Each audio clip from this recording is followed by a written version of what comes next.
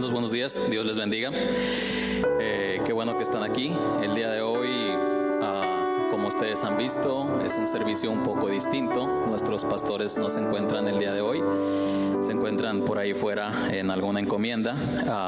Hermanos, como él nos decía en el grupo de organización, que sus ojos no estén puestos en el hombre en quien está ahí enfrente, que sus ojos estén puestos simplemente que sus ojos, sus oídos estén puestos en la palabra del Señor, que por sí habla, que por sí tiene poder.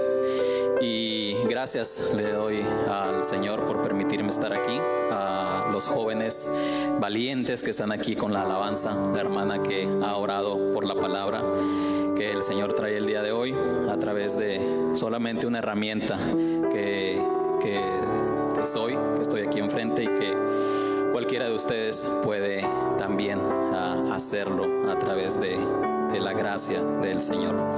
Hermanos, dando gracias por un día más, el día de hoy, así como estamos de pie, vámonos a la escritura bíblica que se encuentra en Lucas 9 del 51 al 56.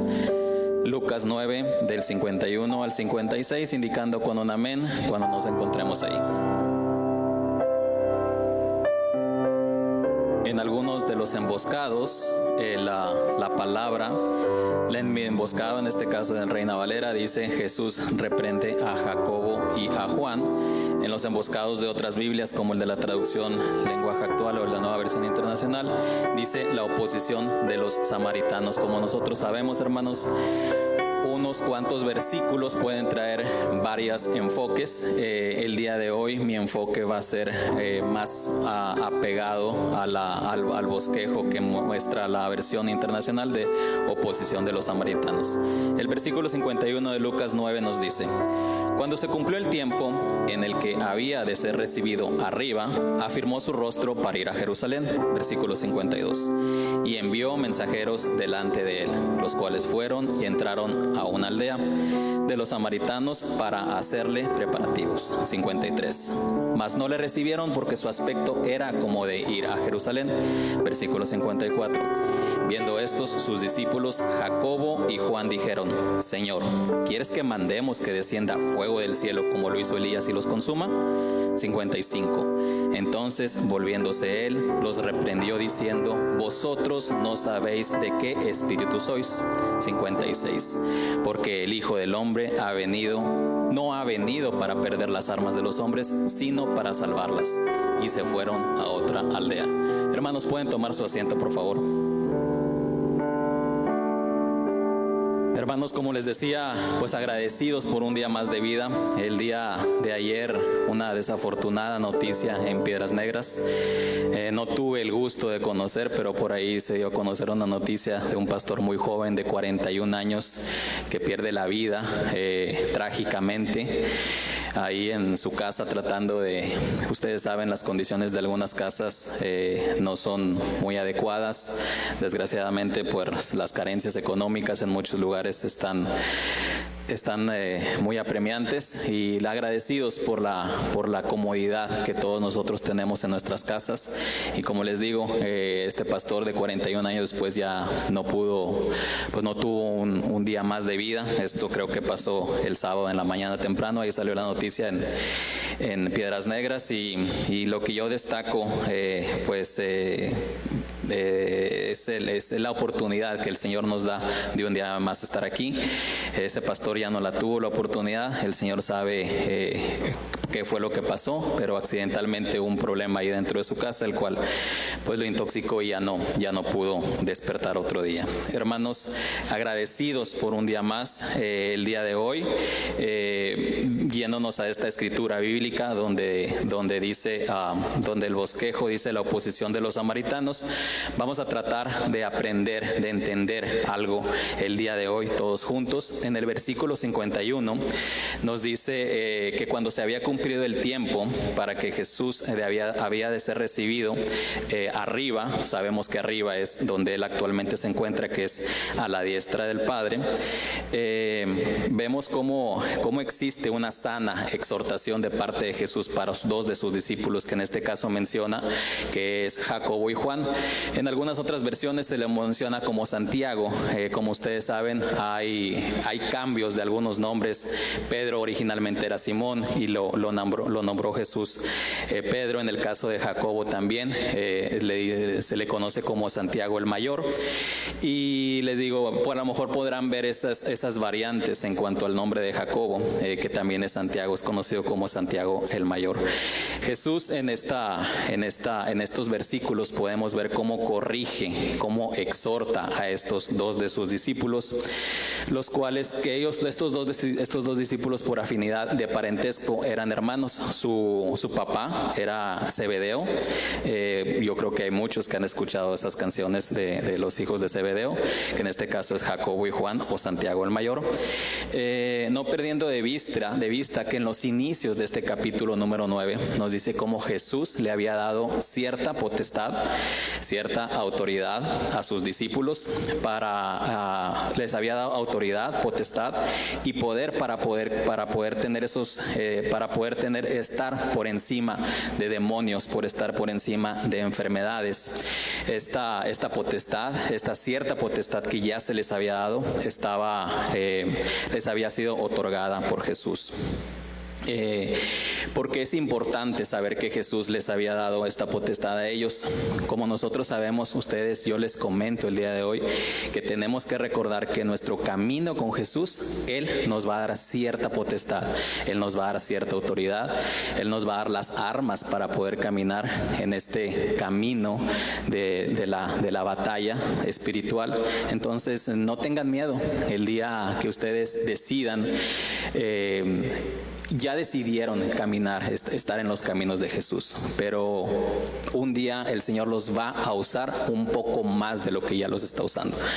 El día de mañana que ustedes den un paso más, que den un extra, que digan, ¿sabes qué, Señor? Entrego mi vida a ti. Hay ocasiones que por familia, hay ocasiones que por trabajo, que por compromisos, hay ciertas limitantes en el tiempo, pero va a haber un momento en el que el llamado va a llegar a cada uno de ustedes.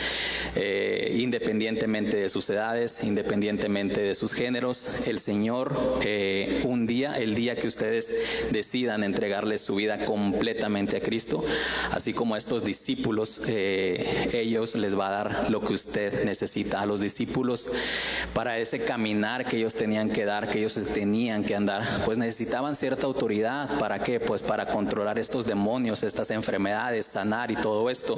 Y el Señor les dio esta potestad, así como a nosotros nos la puede dar. Yo el día de hoy le digo que Él los va a dotar de lo que es necesario. Nuestros pastores nos han dicho, y por su propio ejemplo, que el Señor capacita al siervo del Señor, y no es que no es importante ir a un lugar a lo mejor a estudiar, a tener estudios bíblicos, pero es más importante tener esa capacitación de parte del Señor.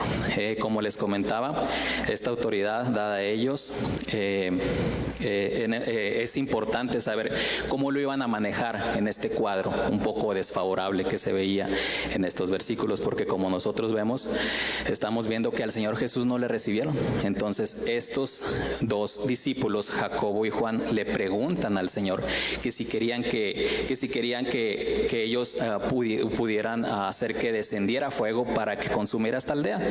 Entonces es necesario saber que muchas veces el Señor nos va a dar esas herramientas, pero es necesario saber que se van a utilizar de una buena manera, o se van a encaminar, o sea, les va a dar un buen enfoque, y no se va a utilizar esa potestad para utilizarla de manera errónea.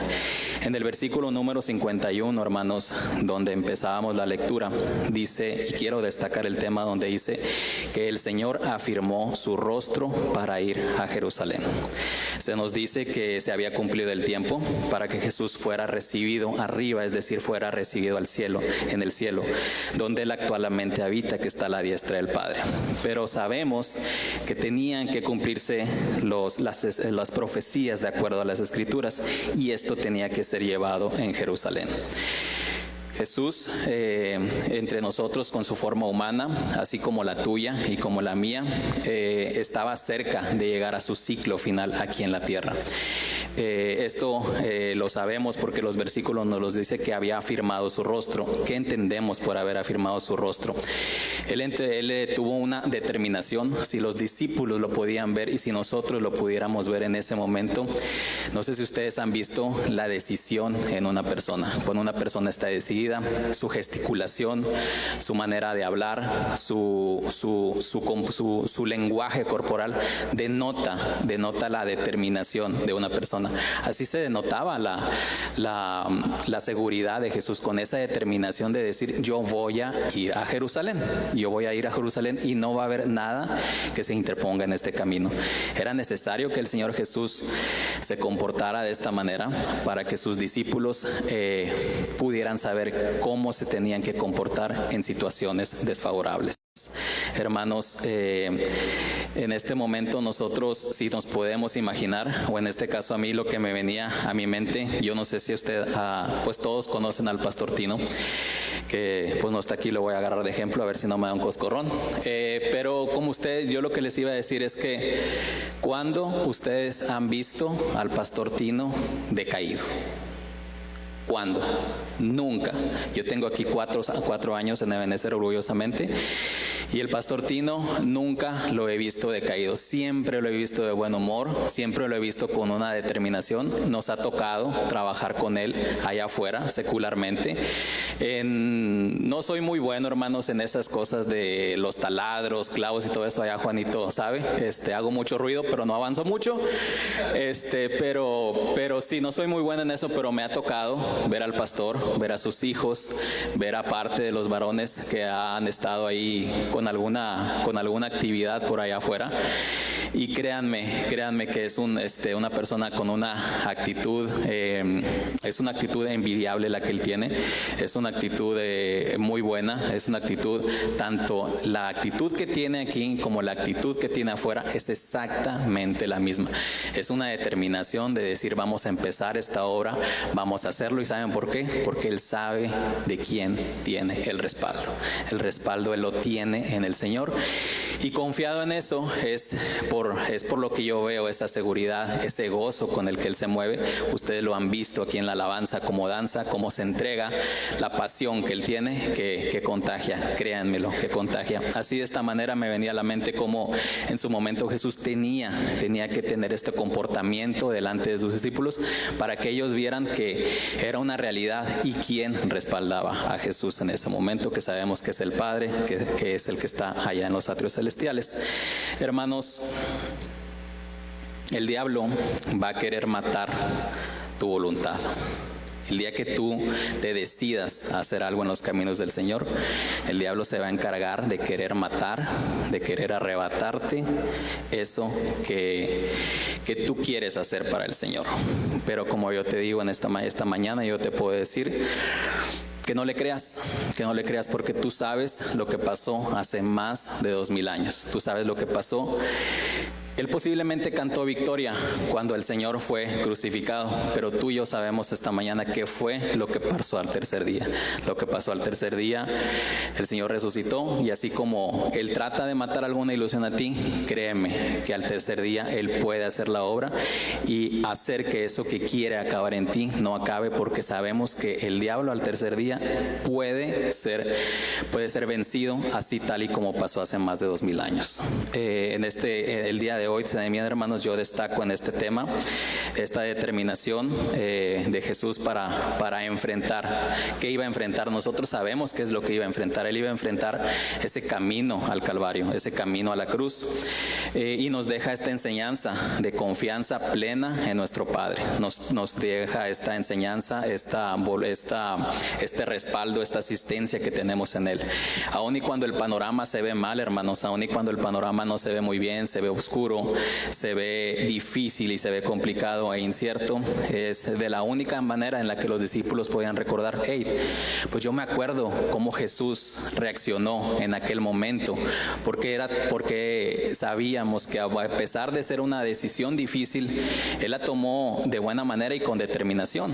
Él dijo, ¿saben qué? Yo no voy a dar un paso atrás y determinadamente yo voy a seguir adelante. Es ahí donde nosotros podemos ver que los discípulos tenían que saber que esto era necesario, porque como todos sabemos, todos los discípulos, exceptuando a Juan, murieron como mártires. Todos sufrieron, todos tuvieron problemas por divulgar la palabra del Señor, el Evangelio de salvación. Todos enfrentaron resistencia, enfrentaron problemas, se enfrentaron en cárcel, enfrentaron persecución, pero era necesario que a su mente viniera cómo enfrentó Jesús el momento de ir a Jerusalén. Hermanos, yo de ninguna manera quiero asustarles con este comentario, pero sí es necesario que sepan y el Señor nos lo dijo, que en este mundo vamos a tener aflicción. Definitivamente va a haber una aflicción en nuestras vidas, pero nos dice que confiemos, porque Él ha vencido el mundo y sabemos que Él, caminando con nosotros también podemos vencer esas aflicciones.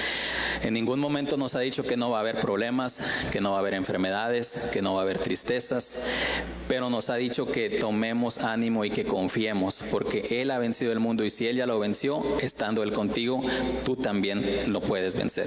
En el versículo 52, hermanos, se nos relata que fueron algunos mensajeros. Si nos vamos a la escritura bíblica, nos dice: y envió mensajeros delante de él, de los cuales fueron y entraron a una aldea de los samaritanos para hacerle preparativos. En este versículo se nos relata que algunos mensajeros fueron enviados a las aldeas samarias para solicitar posiblemente algún tipo de asistencia para pernoctar o para descansar, para asearse, porque como ustedes saben, en aquellos lugares pues no son como en los tiempos de ahora. En aquellos lugares había mucha tierra, había mucho polvo, eran largas las jornadas, no existía un carro en el cual uno pudiera andar, no existían, sí existían caballos o burros, bendito el burro en el que entró Jesús, hermanos, pero no como en los tiempos actuales. Entonces las jornadas eran largas para poder llegar de una aldea a otra. Había poca comida, había poca agua, había mucho polvo. Entonces era necesario que hicieran alguna parada para pernoctar. Y en este caso, de su camino a Jerusalén por tierras samarias, Él envía a algunos mensajeros para que vayan a tocar puertas, para que vayan a decirle: hey Ernesto, hey René, hey Juan, pues vengo en nombre de Jesús, vengo a solicitarles que si le pueden dar asistencia. Y desgraciadamente lo que hicieron esta aldea samaritana, pues se negaron a dar esa asistencia a Jesús. Ninguno lo recibió en esa aldea. La palabra dice que ellos, los mensajeros, ellos no preguntaron, porque ellos simplemente fueron y tomaron la decisión de ir a pedir esa asistencia para Jesús. Pero en estas aldeas no se le abrieron, no se le abrió a Jesús. Pero más sin embargo, yo también lo que quiero destacar en este caso es que posiblemente a lo mejor alguien podrá decir: bueno, es que la labor del mensajero a lo mejor no era tan importante como la del discípulo, o la del mensajero pues nada más se diría va a tocar ir a tocar puertas, pero pues ellos no tuvieron éxito.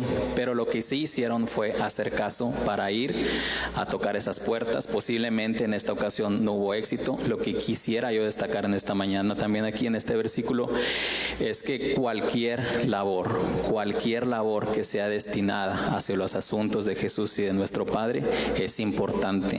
Yo destaco el día de hoy que cuando a ti te encomienden a hacer algún servicio para tu iglesia, para tu congregación, para con tu prójimo, no nos enfoquemos mucho en la labor de discipulado, sino específicamente para quién la estamos haciendo. La estamos haciendo para el Rey de Reyes, y toda labor hecha para Él es importante, como la de estos mensajeros. En el versículo 53 se nos dice que los samaritanos no lo recibieron, como les decía ahorita. Ninguno de ellos lo recibió. Nadie quiso darle asistencia. Muchos de ellos sabían quién era Jesús, pero no le quisieron dar asistencia. En el versículo 53 no lo dice. Mas no le recibieron porque su aspecto era como de ir a Jerusalén. En aquellos tiempos existía una empatía, es decir, no había simpatía entre samaritanos y entre judíos, por la simple y sencilla razón de que los samaritanos, fíjense, escudriñando y leyendo un poco, los samaritanos también habían adoptado algunos fundamentos y bases judías, es decir, también conocían parte de la palabra y de la escritura o de la doctrina bíblica judía. Pero los judíos no los querían porque los samaritanos se les consideraban como mixtos. ¿Qué quiere decir esta palabra mixtos? Que adoptaron también prácticas paganas, es decir, que adoptaban parte de las costumbres y de las enseñanzas judías, pero también parte del paganismo. Era por esto por los que los judíos no los querían, porque llevaban, según los judíos, las escrituras solo parcialmente y adoptaban las doctrinas paganas. Era por lo que había esta rivalidad. Y obviamente de parte de los samaritanos, al encontrar esta empatía o no simpatía de parte de los judíos, pues había estas rivalidades entre ambos. Les comento que actualmente, una vez yo leí en un extracto en internet y me venía a la mente el día de hoy que tenemos que tener cuidado por no tener esas doctrinas mixtas, por tomar solo los extractos de la Biblia o de la palabra del Señor que me convienen y no tomar los que no me convienen, porque en este caso nos podemos convertir en este tipo podemos tener este tipo de costumbres donde adoptamos doctrinas del mundo y doctrinas del Señor. Entonces pues vamos a hacer vamos a tener una relación no adecuada y podríamos caer en estos errores que caían los samaritanos. Yo sé que es difícil, hermanos, cuando nos toca estar aquí enfrente. La palabra primero es para nosotros, los que nos toca el privilegio de compartir, y simplemente es hacerla extensiva a los demás. Como lo decía la abuelita de la pastora la semana pasada, es dura la palabra, es directa, pero la tenemos que cumplir, y la primera obligación está para el que está aquí enfrente, hermanos. Les digo, imagínense ustedes lo distinto que sería la historia de estos extractos, de estos versículos, si en lugar del versículo 53 dijera: y si le recibieron a Jesús. Pues no le recibieron. El día de hoy estuviéramos hablando posiblemente de una casa Samaria que en este periodo sí recibió a Jesús, pero desgraciadamente ellos no aprovecharon esa oportunidad. Ellos simplemente cerraron su puerta, cerraron su corazón a lo que posiblemente podía llegar a su casa, porque ustedes saben. ¿Qué les puedo decir? Yo no les puedo echar mentiras porque ustedes lo saben. Si el Señor Jesús llegara a su casa, ¿qué podría pasar en su casa? Grandes cosas. Pudieran pasar milagros, pudieran pasar, se curarían las enfermedades. Nosotros sabíamos qué era lo que pasaba en aquellos tiempos. Jesús entraba a una casa y se dejaba el sello de ahí. Se tenía una enseñanza por medio de alguna parábola, curaba a algún enfermo, sucedían milagros, como le digo, cosas sobrenaturales podían pasar. Pero desgraciadamente los samaritanos cerraron su puerta y su corazón para esta oportunidad, y la historia y la palabra nos dice que ellos no quisieron recibirle. En el versículo número 54, el que nos dice: viendo esto, sus discípulos Jacobo y Juan dijeron: Señor, ¿quieres que mandemos que descienda fuego del cielo como lo hizo Elías y los consuma? Y el versículo 55 nos continúa diciendo: entonces volviéndose él los reprendió diciendo: vosotros no sabéis de qué espíritu sois. En el versículo 54 podemos ver que Juan y Jacobo, o en este caso Santiago el mayor, tienen una reacción intempestiva, tienen una reacción que no es la más adecuada, que muchas veces nos puede pasar. No sé si alguna vez a usted le ha pasado en el trabajo o a veces le ha pasado en la casa, que tiene una reacción que no quisiera tener, pero hay que tener mucho cuidado con estas reacciones, porque estas reacciones nos pueden llevar a tomar una mala decisión. Aquí en este caso, como vemos, Jacobo y Juan tenían cierta potestad y sabedores de esto le preguntan a Jesús que si quería que descendiera fuego del cielo para que pudiera consumir a esta aldea. También son conocidos estos dos apóstoles, estos dos discípulos de Jesús, como los hijos del trueno. Los hijos del trueno, por esa manera, esa chispa que ellos tenían para reaccionar, se puede decir, como actualmente se dice por ahí, que tenían su mecha cortita, que reaccionaban fuerte a las situaciones. Pero miren lo que el Señor Jesús les dice. Sabedores, como veíamos, ellos tienen cierta potestad, le solicitan que si quieren que haga eso. Posiblemente yo no puedo excusar ni puedo saber, pero lo que sí puedo saber es que muchas veces, en este caso, estos discípulos posiblemente reaccionaron así porque ellos le tenían lealtad, ellos posiblemente por la lealtad, por el cariño, por el respeto, por el celo del que sentían para con el maestro. Posiblemente ellos reaccionaron así porque ellos a lo mejor pudieron saber, pues le están haciendo un rechazo, le están haciendo algo malo, y por eso yo reacciono así, para tratar de que también les pase algo malo a ellos. Pero como vemos el día de hoy, el Señor Jesús los reprende y les dice que no les permite que realicen esta acción. Hermanos, posiblemente a los que tengan hijos aquí, pues me van a entender que si alguien se mete con sus hijos, si alguien se mete con su esposa, pues posiblemente la primera reacción de ustedes no va a ser una reacción pues buena, obviamente. ¿Por qué? Porque se están metiendo con lo más preciado que ustedes tienen, con la familia, con sus hijos, con su esposa, con su esposo. Y posiblemente así reaccionaron los discípulos, porque consideraban que Jesús era parte de su familia, era parte de ellos mismos, y por eso ellos querían tomar una decisión muy fuerte y bastante disparatada para hacer descender de fuego y que pudiera consumir esta aldea. Como vemos, Jesús les da una reprimenda o les da una corrección al respecto, y debemos de tomar en cuenta que en esta aldea, en aquellos años, como en cualquier población que nosotros conocemos actualmente, pues existían ancianos, existían niños, existían mujeres, existían varones.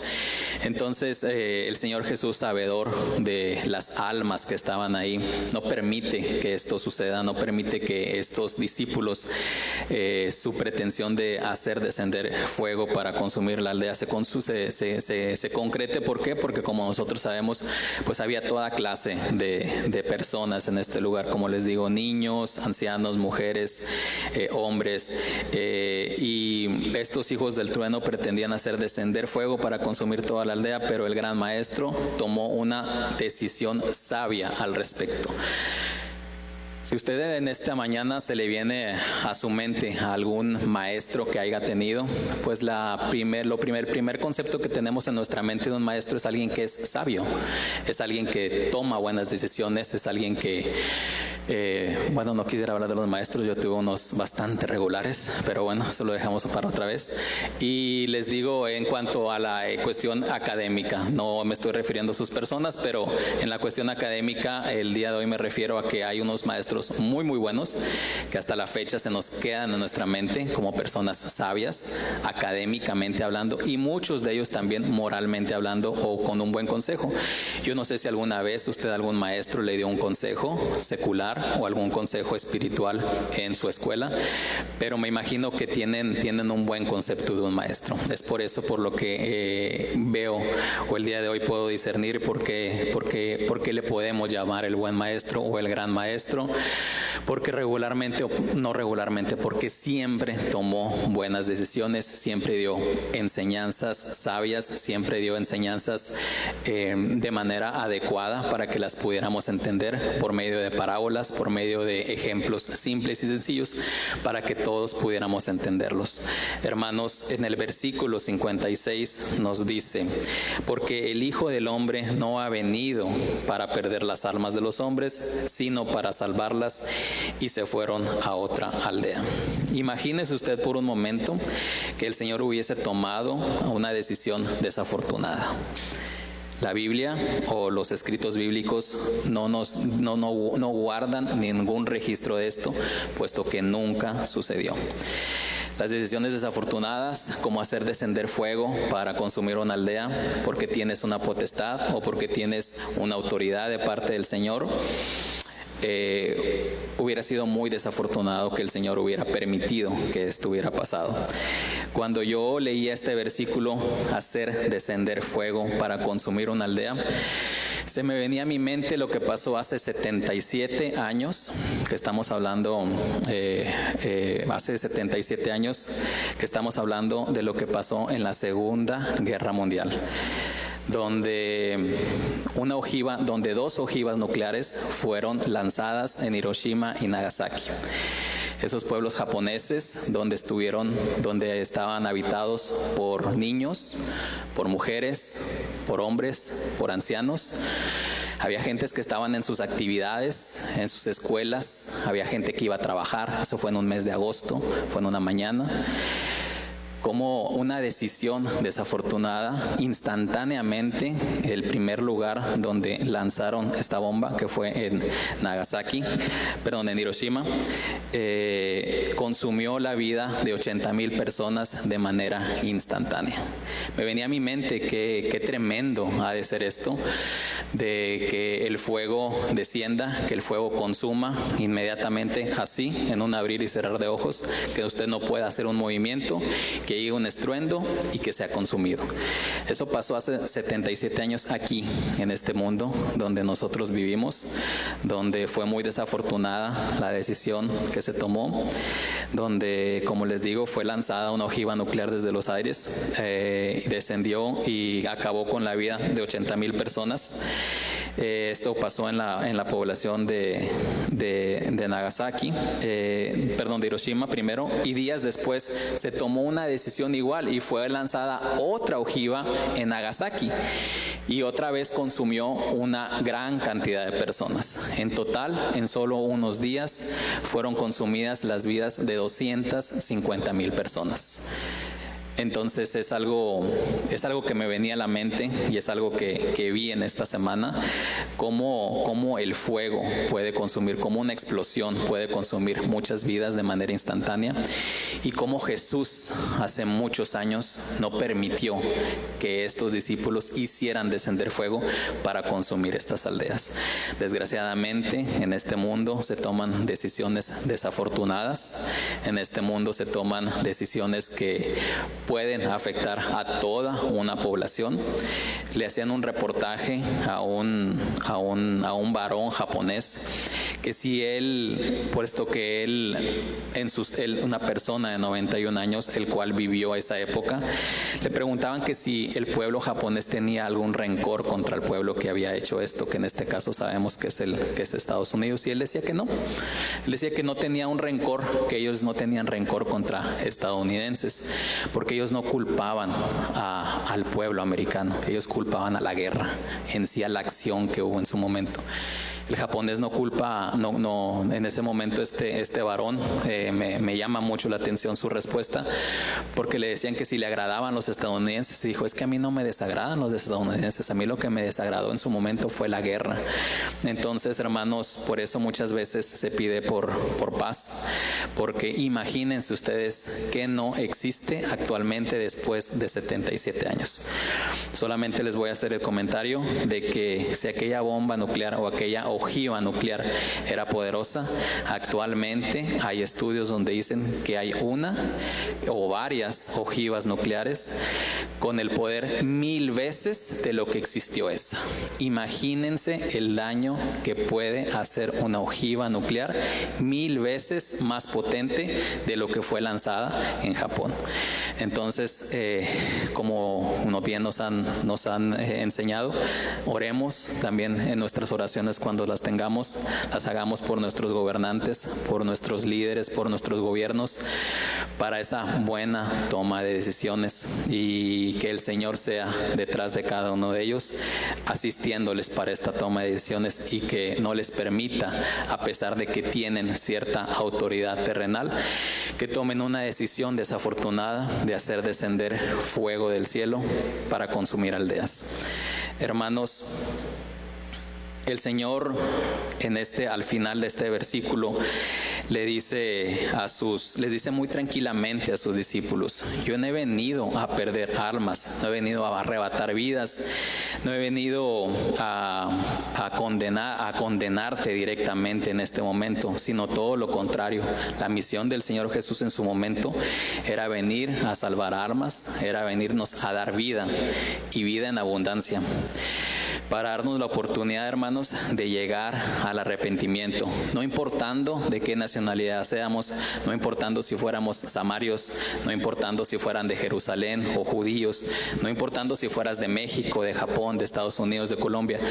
Para todas las naciones el Señor tiene una oportunidad, independientemente de nuestra nacionalidad, de nuestro extracto, de nuestro género. Para todos y cada uno de ellos el Señor nos dice esta mañana: tengo una oportunidad para ti, y no voy a dejar que descienda fuego sobre ti para que te consuma, ni a ti, ni a tu aldea, ni a tu casa, porque el día de hoy tengo una oportunidad para ti en donde tú estés.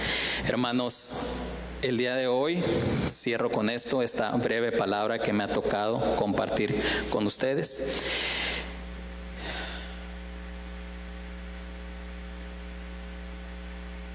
Lo que les puedo decir en esta mañana, hermanos, y cerrando esta pequeña enseñanza del día de hoy, es que en su caminar y en el cumplimiento de la misión terrenal del Maestro, Él se enfrentó a muchas pruebas. Él se enfrentó con la toma de responsabilidades. Él tuvo que tomar decisiones en sus propias filas, hermanos, en las propias filas de Jesús, es decir, entre sus apóstoles, existían ciertas indecisiones, existían, y podemos incluir la traición de uno de sus discípulos. En sus propias filas, dentro de la casa, había traición.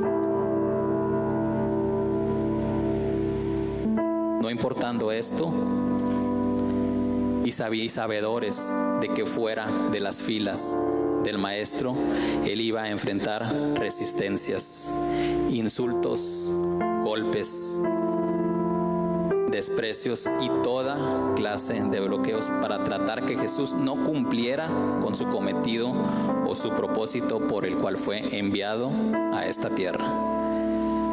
Dirigirse con decisión a Jerusalén, un lugar donde Él sería juzgado, un lugar donde Él sería flagelado injustamente y crucificado, porque tú y yo sabemos en esta mañana lo que sucedió en ese lugar. Lo colgaron, lo crucificaron, lo golpearon, se burlaron de Él, pero sabemos que fue lo que pasó al tercer día. Él resucitó, hermanos, y está entre nosotros en esta mañana. Podemos afirmar que nuestro Maestro, que Cristo vive y está aquí entre tú y entre su pueblo y entre la congregación. Esperemos, hermanos, esa segunda venida, porque la segunda venida del Señor no va a ser igual que la primera. No le van a volver a hacer lo mismo. Esa próxima segunda venida que el Maestro tenga aquí va a ser con gloria, va a ser con poder, va a venir a reclamarte a ti, y me va a venir a reclamar a mí, y va a venir a reclamar a toda su iglesia. Póngase de pie, hermanos, por favor. Hermanos, con esta alabanza quisiéramos hacer una oración ahí en donde usted esté, hermanos. Cierre sus ojos, trate de pensar en esta palabra. Esta palabra el día de hoy se titula No te detengas. No te detengas, sigue adelante, iglesia. No te detengas, sigue adelante, familia. No te detengas a pesar de dificultades, a pesar de problemas, a pesar de enfermedades, a pesar de lo que pueda pasar en tu vida. En esta mañana, Señor, oramos por los varones de este lugar, por las aflicciones que tiene todos y cada uno de los varones, Señor, que sabemos que tienen un llamado el día de hoy a ser proveedores de su casa, a ser esos protectores de su casa, Padre. Ayúdelos, Señor, el día de hoy, para que ese caminar que ellos tienen, para esa encomienda que tienen de su familia, la lleven a un buen puerto, Señor, porque ellos son la cabeza, son el sacerdote de su casa. Ayúdelos, Padre, a ese caminar. Ayúdelos a salir adelante en sus trabajos, a salir adelante con sus compromisos y sobre todo saber que es usted, Señor, quien hace posible todo en sus vidas. Señor, también le pedimos por todas las mujeres de este lugar, Señor, por su corazón, por su calidez, por esa encomienda que tienen en casa con niños y niñas, por esa educación secular y espiritual que existe, Señor. Sea usted portándolas con sabiduría y con gracia, Señor, ante su familia y ante los demás, ante el prójimo, Señor. Sea usted también, Señor, ayudando a aquellas personas que el día de hoy, por alguna razón, sienten que han detenido su caminar con el Señor.